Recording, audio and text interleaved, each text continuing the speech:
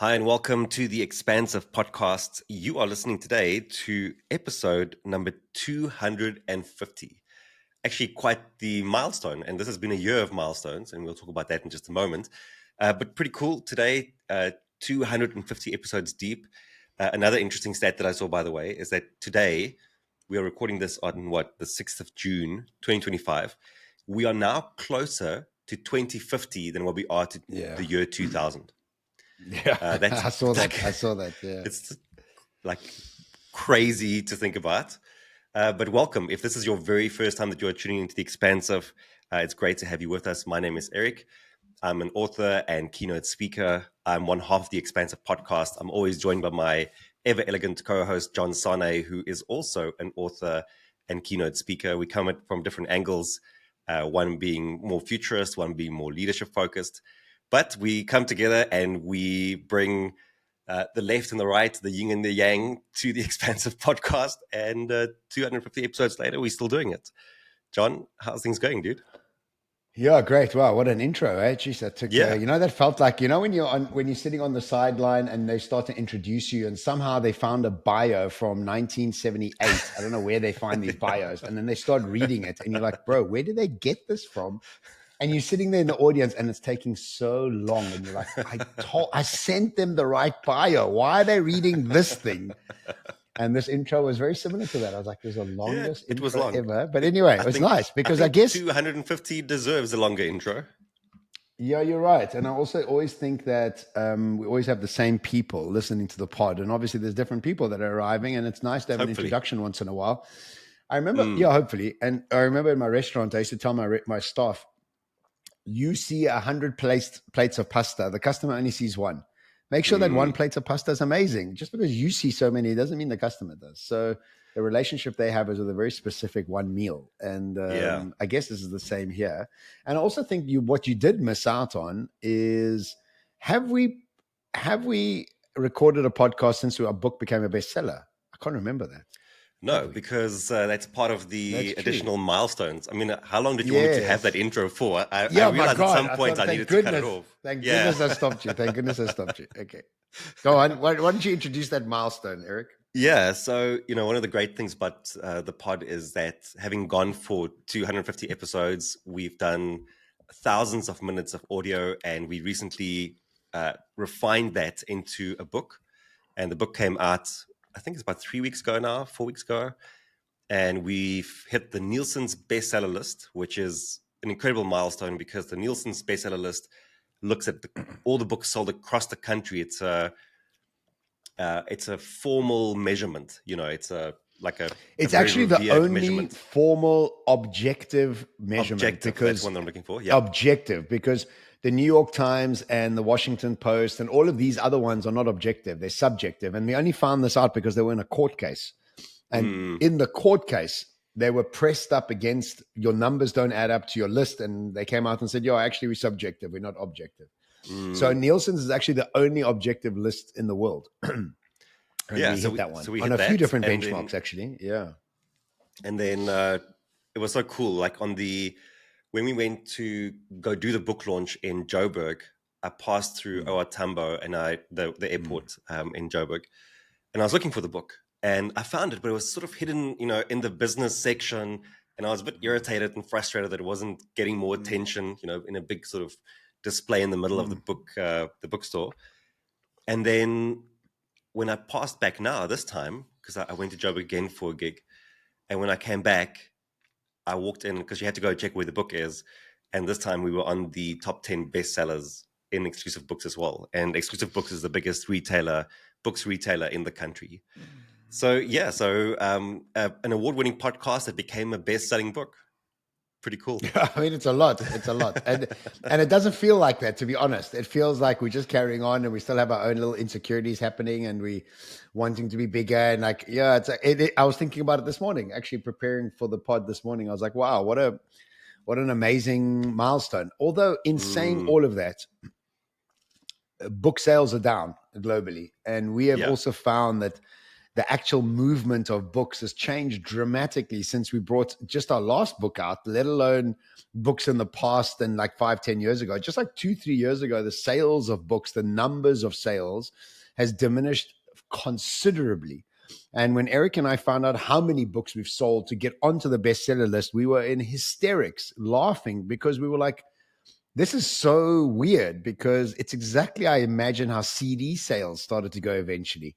When you've got streaming music available to you, why are you buying a CD? There's just no reason for you to be buying a CD. And I just, without getting too miffed out about it, I just think books are going the same way as CDs. I don't see it being any different, because you got access to unbelievable information on podcasts and YouTube, and just unbelievable. And I've been downloading all sorts of weird and strange things from YouTube. And man, I have learned so much just in the last week from just listening to different 20-minute, little documentaries, and just very different from buying a book and reading a book. So, but thanks to everybody who bought the book. And obviously we got all those corporate deals going on where we can buy it as a corporate, and you can have your company logo attached to it and your CEO write it forward. And also that's moving forward. So, and I think that's a bigger market for books these days than a B2C idea. I think a B2B market's really the right place to be playing. But yeah, thanks everybody who bought it. And how amazing that we've got those 2 accolades now. So congratulations to you, and thanks to all the listeners. Yeah, I think it's so interesting, because at the one book, especially at the Cape Town launch, we were talking about books and the future of books. And it was so funny to be on stage talking about our latest book and going like, we aren't sure about the future of books and where this is going. Yeah. And one of the interesting parts of it is that the internet is being flooded with books right now. And I was, on Facebook the other day, and someone said they now have trained one of the LLM models to be able to write a 45,000 word book. And we know what that book is going to read like. It's going to be average. And the problem is that if you can pump that out, and you can pump out hundreds of these books, because what they'll do is they'll pump out 100, they'll put them on Amazon, they'll get a few people to go and buy them very quickly, it'll pump up the sales, it'll give it the Amazon bestseller title, and then they'll just sell it for like 99 cents. And the idea would be that you're trying to sell volume, like of lots of different titles, in order to be making money off it. But then, of course, what happens is that if you're someone who likes to read books, now you have to go wade through thousands and thousands and thousands of crappy books. You could ask ChatGPT, you don't know what's good and what's not. Well, you could ask ChatGPT. But also our agents will start to suggest things for us as well. So I think that we'll be able to get through that. With agents coming on board over the next couple of years, I think everything's going to dramatically change, So I don't know if we'll have that problem. I think from this current level of understanding of information and books, yes, that is a problem. But I think with agents coming in, I think all of those problems fall away. In fact, I don't even know if you'd be reading books that are non-fictional. I think you'd read books that are fictional to give your imagination that ability to create stories. But I think as far as fiction is concerned, I think there's non-fiction. I think there's much better ways to engage with the information, with AI teachers. Have you seen these AI students that are doing 99% better than kids with normal human teachers? These AI teachers kids are cooking. And then you realize, wow, of course. I mean, the way I work with ChatGPT and it's at its rudimentary stage is so much better than working with people. In fact, I've got friends that are now working with ChatGPT as their psychologists. Like quite literally understanding every aspect of their lives and giving them advice as a psychologist, let alone strategist, let alone designer, let alone copywriter, let alone thinking partner, let alone anything. So I think with agents, I don't think we'll have that problem, to be honest. But I do think books will become history quicker. Dude, I was looking at, obviously VO3 came out a while ago. And since then, we've just seen this like onslaught of different, videos. And like one of the interesting ones for me is they do these little sitcoms. I don't know if you've seen them. No. It's just like little snippets, like where I'll send it to you. They'll do like very typical sort of like a family sitting on a couch, and then, there's some sort of joke, and then they move into a bar, and then they move in. But it's just these little sitcom skits generated by AI. Yeah. And it's so good. Like I look at that and I wouldn't even know if I wasn't attuned to the fact that, this is, this format. Yeah. So I don't even know where we're going with this stuff. Hey, like well, I mean, I was going to say a little bit earlier. I was going to say, but earlier you said that the book will be average. I was like, I don't know if it'll be average. I think the book will be very, very good. Like, an AI written book. I think it's Yeah, going to be good. And just maybe in the like, future. In the future, not no, but now. even look at these sitcoms. But these Sometimes. sitcoms are, yeah, I hear you, but I think a lot of Oh, do them you are think they're written by scripted? Do you people think they're still. scripted by people? Are they? Yeah, Are they? I think they're still scripted Okay. by people, Okay. and then Okay. yeah, and then put into I don't know, but look, it's that a matter format. of a few months, if not a year or two max, and these things are going Mm, to be shooting the lights out. yeah, yeah, I don't see a problem with that. yeah. I mean, if you're a Mark Um, Manson and that thing's entirely trained on your style of writing, and it can yeah, do and access the entire internet and find all of the best sources and curate that down, and then rewrite that in your tone, yeah. then you don't need to be writing anything. You don't need to be. I actually even think content creation itself is going to be up for question, because if everything's going to be video based and it's all being created by AI, and the only thing left for us, and this is what I've been saying for a few months now, and I'm going to carry on saying it, is the only trend that you can think about moving forward is IRL. Yeah. IRL only, in real life, nothing else. Mm, You don't know, is the music legit? Is the AI is creating movies, writing books, all the generative AI stuff? That's going to become zero cost.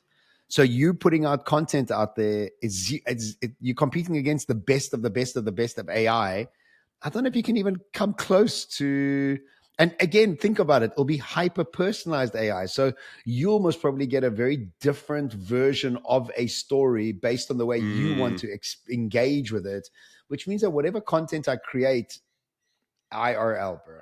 yeah. I can't see anything online becoming valuable. I think we become less and less valuable over time. Listen, so moving on from AI, you have recently been to MIT. How's that been? I made a couple posts about it, and I just wrote my newsletter on it. And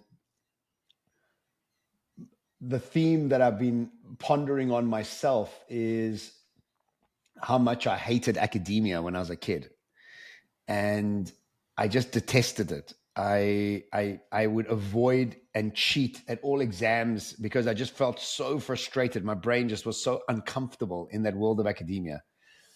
And to be invited to go speak at MIT, almost the pinnacle of all academia next to Harvard and Cambridge and Oxford, was just an incredible, I don't know, incredible experience, and also incredible internal dialogue to be invited to go and do that. And then ran with 3 hours with them, which felt like 5 minutes because I didn't feel stressed at all. And then I got them to do one of my meditations, which they loved. Many of them have never meditated before. And then got subsequently booked for a couple other events straight after that event. And it was just amazing being there, like just amazing walking through those halls. And often, like in my own ego to myself, is like, oh, have you studied at Harvard? Oh, that's amazing. I lecture at MIT from time to time. That's a totally different ego statement Yeah, yeah. than studying there, but actually lecturing there, which I would love to go and study there, because I can imagine there must be unbelievable teachers that are teaching all sorts of different things there. So yeah, it's been amazing. Boston was amazing. Beautiful city. Wow. Lily white. It's amazing. In America, you get these towns that are lily white, just like white people upon white people. Service people are white. Everything's white. And it's weird because you don't really see that around the world. Obviously in Dubai, you Mm, don't. It's a melting pot. South Africa, you obviously don't.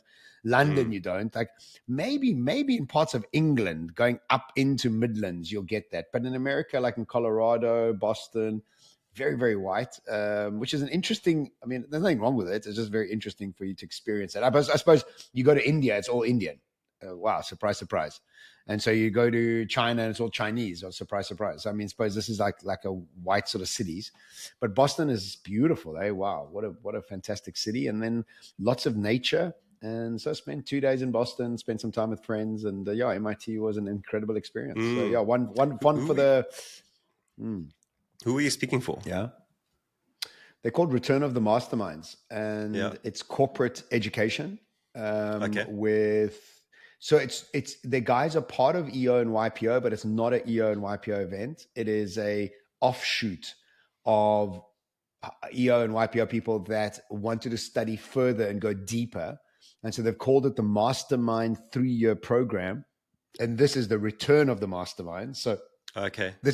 they finished their 3-year program. Like now alumni. They want to continue studying like an okay. alumni of corporate training based Yes. on, it's from a company called Legacy something. I actually don't know. But yeah, really great crowd. And I know when I'm preparing for a talk and I'm talking about changing your brain, and when I start to add in psychedelics information, I know that crowd's going to be great. And I did a whole thing on psychedelics and what it does to your brain and why it's so important. And so I like those crowds because it's not corporate, because in corporate, you're worried that HR is sitting there and your boss is sitting there. So you can't really ask all the questions you want to ask. But in this sort of setting, everybody's very free and very relaxed and, but open in having very frank conversations. So it's very good. And I saw that it's a talk that I haven't seen you give before. Maybe you just framed it differently. You call it the adaptability framework? No, I call it the adaptable intelligence framework. There we go. Yes, that's what I'm looking for. Yeah, AI, bro. AI, adaptable intelligence. No, what happened was I worked with, about this. I worked with somebody from London Speakers Bureau to reformat my copy. And she said to me, it's good to be known for a framework that you've developed. Do you have one? I was like, of course I do. So I just explained it to her. She said, that's perfect. She says, what do you want to call that framework? I was like, I have no idea. So I put everything into ChatGPT, and then we started thinking about names and names and names and names. And I don't know how many different iterations eventually we ended up on adaptable intelligence. So what it is, and I've explained it on the pod before, it's simplifying the future, elevating your awareness, and restructuring your organization. Oh, got it. It's simple. I mean, it's my work. It's just I've packaged it differently. And now I can run 3 to 6 hour workshops on that information because I've got so much of it. It's always so tough because I fundamentally agree with the idea that you want to be known for one thing. It's always so tough when you have to sit down and do that because we don't want to actually be known for one thing. Like we actually do lots of things, and there's like quite a few things that we end up talking about.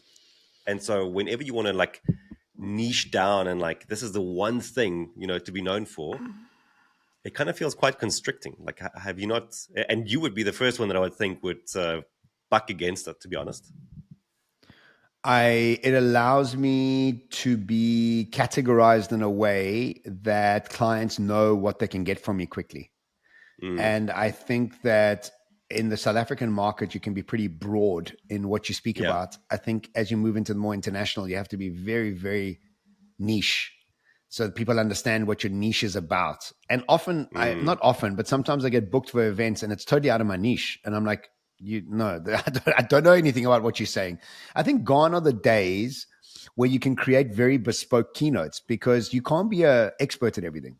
And if you're just going to go research and look up ChatGPT and Google and then research that information, you're not coming in as a specialist. You're coming in as you curated some stories. I think that was valid 10, 15 years ago. I think you could easily do that. I think in this day and age, you've got to be very, very clear on your niche. And a lot of agents in America have said to me, we understand you speak about AI, but what aspect of it? Because we get requests for AI speakers, but it's a never-ending string of what part of AI do you want to talk about? So I think it's given me an ability to frame my thinking and then package it in a way that then also if people want an aspect of it, I can tell them there's other aspects of the work. It's also a selling on process, So if you book me just for simplifying the future, I'm like, look, if you aren't elevating your people and restructuring your organization, you've only really just started the process. Or if they want me to restructure, like before we restructure, we have to simplify. And so anyway, so it's been interesting, but also I've decided that I want to try everything new. It's like I want to experiment with different processes, and getting coaching from people that have been in the game for 20, 30 years is important because she was actually advising me on how bookers look at websites. And you have to be very simple, very clear, very early. And I think a lot of us get caught up in our own cleverness. You know what I always related to, Erik? Oh, for sure. Is when you go to a kitchen or a restaurant and you start being told that you're now going to have the jus of 3-day-old pomegranate juice over mint and pine. I mean, like, dude, Can I just have a roast chicken and veg, please? Thank you very much. Keep moving. Come here with the jus of the moo of the coo of the loo. I mean, get out of here. So I think what happens to us when we become too academically involved in our own work is we want to be clever for the sake of being clever because we think the stuff we know is quite rudimentary and boring. And just having a great fried chicken meal is actually a fantastic meal. But no. We got to jus it with the coo-it and the moo-it. So I think we also have to become more clear on the fact that the world doesn't see what we see all the time. And the basics that we follow sometimes is very, very enlightening for many audiences. And so, yeah, it's a constant process of stretching into what's new and then coming back down to basics. Yeah, it's I fundamentally like the idea of being, specialized to that degree and having being in a box. And this is what I found when I was doing Better Man all those years ago, was that people are very, they want to put you into a box. They want to be able to categorize you very easily because they don't want to do the mental gymnastics of figuring out who you are, what you do, what you stand for. So if you can lessen that load for them, then it's easier for them to connect to you. But what I found with Better Man was that so I had that framing, that box in people's mind. And then when I started moving into keynote speaking, I had to break that box because they couldn't take me out of that box and just easily put me into the new box. Yeah. So it was great when I met new people because new people only met me in the new box, right? And that was amazing. But those who had been on the journey with me, they struggled to kind of bring it along. And it took them a long time. That's a great thing to move into a new country, is that you don't bring any of your old stories with you. Yes. Yeah, you change your environment, which means you can show up differently. You're a brand new person. Yeah. That's the exciting thing about Dubai. It's like you can arrive and reinvent, even in the States, in fact, it's so big. You can constantly reinvent yourself. I think in South Africa, we have such a small microcosm of a culture. You kind of in these bigger places, you're invisible, you're anonymous, That's why I love traveling so much, because you're constantly anonymous and timeless, because you don't really you're not stuck to anybody's time. There's no 9 to 5. There's no traffic. Your schedule of time is different. Your time zones are different. Your language is different. Everything's you're constantly in these timeless bubbles all over the world. It's an incredible experience. And you're invisible, totally invisible. You're anonymous. Nobody knows you. Nobody cares. Nobody's going to see you again. You're not going to see them again. And Which is great and also terrible. Thinks, well, look, yes and no.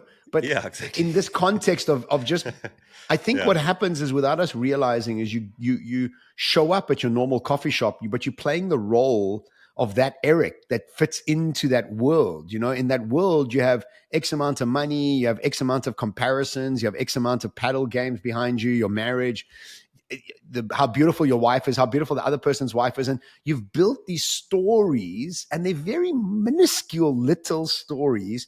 But I know when I arrive at the paddle thing at Camps Bay in Cape Town, I know the cars, I know who they're linked to, I know who's there, I know the stories I have with them, I know who I am when I show up there. And so when I'm international, there is zero story because I don't know anybody and nobody knows me. And so, yes, it's good, but it's also very freeing to have that sort of experience. And often people say to me, geez, you must get up to no good being invisible. Well, no, because nobody knows you. So you have no network of doing anything. So it's not like you get up to no good with who, at where, because you don't know anything. It's I don't know how to get up to no good. So you end up just walking from one restaurant to another, just seeing the views and just carry on. Yesterday I was having lunch in Boston, and here I am with you now in Dubai. It's no, I totally agree with you. I think that's one of the great things about travel, is that it allows you to see outside of the story that you've built and the routines and the rituals and the habits that you have. Yeah, for sure. Because that's all we are at the end of the day. We literally are just these self-created stories. Exactly. Exactly. And then the more you stay where you are, the more that story reiterates itself. Yeah. And you get caught up in the character that you've created. Yeah. It's really powerful to think about that when you feel stuck, because you realize that your stuckness was self-created, and that even if it wasn't, the way that we look at it, you create your own reality. But even if you feel like the world around you put you into a survival mode, then it's still about the story that you tell yourself for the future that you are creating, right? Like future memories. And there's a great story. So I went to be one of the judges for Veuve Clicquot. They have this thing called the Bold Women Awards every year, and this was my third year adjudicating for them.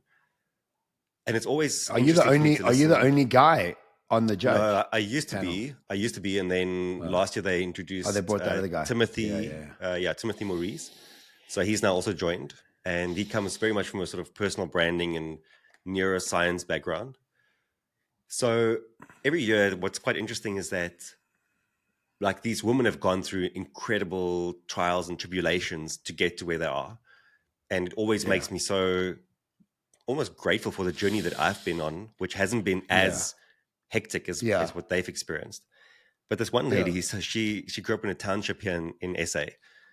And for those of you who might not know what a township is, it's a very poor area, usually on the outskirts of a city, informal settlements. Say again? I was saying it's like a favela in Brazil. It's homes that have been built without the government's permission, because it's it's informal settlements. That's what it is. Yes. And so she was sitting in one of these townships, and when her friends would call her, that she'd say, like, they'd ask, "Where are you?" And she'd say, "I'm in Sandton." And Sandton is a very upmarket area in Joburg. Probably, I think it's the richest square mile in Africa. No, Clifton is. Clifton is. Oh, is it not? Oh, okay. But there is some stat around Sandton. No, I think Sandton, and as far as sort of like the business, business concern. It's not residential. Yeah. Not residential, business. And so she would always say, like, I'm in Sandton. And her friends would be like, what you on about? Like, you're literally like here, like next to us. We know where you are. And where does she live today? She lives in Sandton. And it was just that she always told herself a different story. And eventually that story created her reality. And she said in that interview as well that she never let her friends like get into her mind. Like, she never allowed them to say anything to the contrary, because she believed it and she knew that it was going to come to pass. And I just love that story. You know, she was so proud of what she has created. And it started with that. It started with her words. It started with her lying to her friends that she was in Sandton. Yeah. Where are you? I'm sitting in business class. No, you're not. I can see in economy. Shut up. I'm in business class. Shut up. Love that. Listen, dude. What's on for the rest of the week? Where are you traveling to next? I'm traveling to Cape Town. I'm actually going to have lunch with you, Erik. What are you talking about? Why is this not a highlight of your life? That I'm having lunch with you and Richard Mulholland? Oh, Richie Mulholland is going to be there. So Rich and I he's closing our conference. I'm opening it. And we decided to have lunch, the three of us. And then also I'm doing my new website is being launched, new video reel, new photos, new everything. So that's all happening at the moment. So I'm really looking forward to that. Looking forward to introducing this new vibe to the world. I'm just back from another week in the States. Had a fantastic time. Spent time with Yossi, my friend in New York. Had a really good time. Yossi listens to the pod, so they're sending you love, brother. Doing some incredible things. Jeez, his business ideas are next level. How cutting edge he's sitting with Ethereum and Bitcoin and what they're up to there. It's really cutting edge. And then just settling back into Dubai, enjoying Dubai for the next week or two, and then come to Cape Town and spend some time with you, and then come back to Dubai, and I don't know, just we'll see. It's now going into summer holidays, so Dubai starts to slow down, Europe starts to slow down, America starts to slow down. The only place that really is kind of doing any sort of business, America is a little bit, but definitely South Africa. So I'll be moving to Cape Town July, August. So I'll be there for most of July, August, and so looking forward to having a bit of a change of scenery.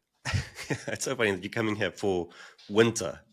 When everyone tries to escape winter, you are coming back for winter. Well, you understand that everywhere else in the world is chaos. And as far as Europe is chaos. I've been there. I know what it's like. You being in Rome at 38 degrees and it's so fucking busy. Sorry, I didn't mean to swear. It's so busy and you're like, what am I doing here? Like, why? I'm sweating in my clothes. So actually being in Cape Town, it's quiet. It's cool. It's a very different experience. And then obviously in Dubai, you can't be here in July, August. It's just too hot. Yeah. So where are you going to go? Like America is too expensive. Like it's crazy expensive. I mean, the hotels in America, they're so terrible. Like they must be the worst hotels in the world. I'm being dramatic, but the worst hotels and the most expensive. And the staff could not give a toss to be serving you at all. They really could not be. Where you compare it to Dubai and the service is immaculate. There, they I promise you, they think, you know, the staff that I felt the most bullied by are the baristas in Rome and Italy. Have you been? Yeah, I've been to Rome and Italy. I can't say that I've had that experience. So you go to the bar and you want to order a coffee, and the guy or the girl, she's unpacking the cups, or she's, I don't know, fixing the bean machine, right? She's doing something. They're doing something. So I'm like, can I have she's like, wait. So I got to wait there. And then they finish what they're doing. Only when they finish what they're doing, they look up to me and go, can I help you? And that power dynamic is so like, I gotta stand there like a little child waiting for your teacher to tell you that you can order. So yeah, that's America. So yeah, I think the best place to be honest, I mean, I've done my research. I think the best place to be is to be in Cape Town in July, August. That's what I'm Listen, I just realized that I said I've been to Rome and Italy, which is a very well, I mean, you've been to both. You have been to both. Yeah, that's okay. If I tell you geography is like my absolute worst, this just proves it. Yeah. I think we need to edit this out of the pod, to be honest. Well, I mean, look, you're a kept man in the suburbs of Somerset West. What do you need to know geography for, bro? Yeah, your wife books the tickets, researches the cities, researches the restaurants, tells you what you're eating. Geography. You just have to. You're the trophy husband. I mean, and you must settle into that role that you persona, trophy husband. I think that's what I want to go with. Better than house husband. I prefer trophy husband as well, to be honest. Yeah, I think trophy husband is the. Yeah, I think it suits you more. Trophy husband. I like trophy that. Husband. I like that. Listen, can you just give everyone watching this on YouTube some context for the stuff that you're sniffing there? Because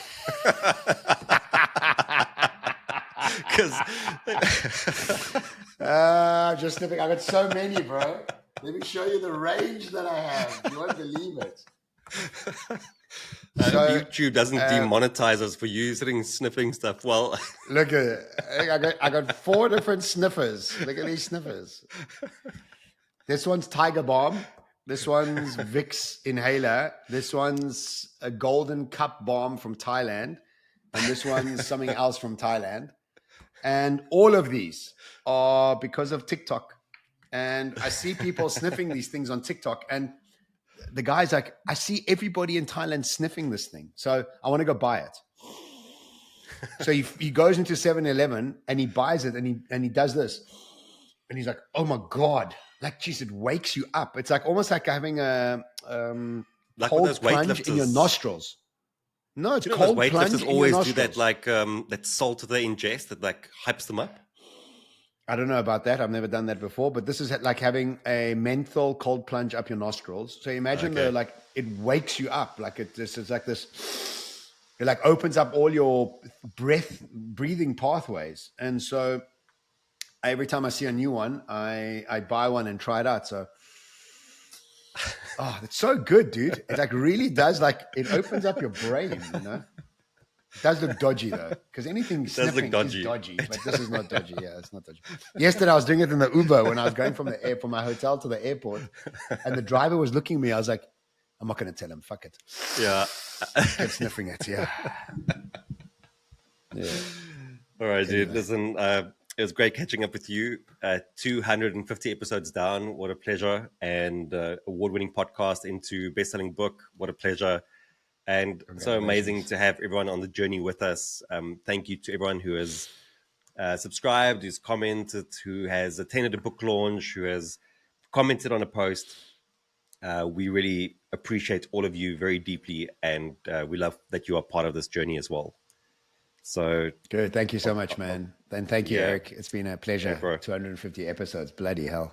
That's a long-term relationship, huh? Yeah. Yeah, I never knew I'd be such close friends with a kept man like Erik Kruger. Trophy Okay. husband. Yes. Trophy husband. Shit. Sorry. Trophy husband. All right, guys. Thanks All right, everybody dude. for listening. Until next week. Ciao.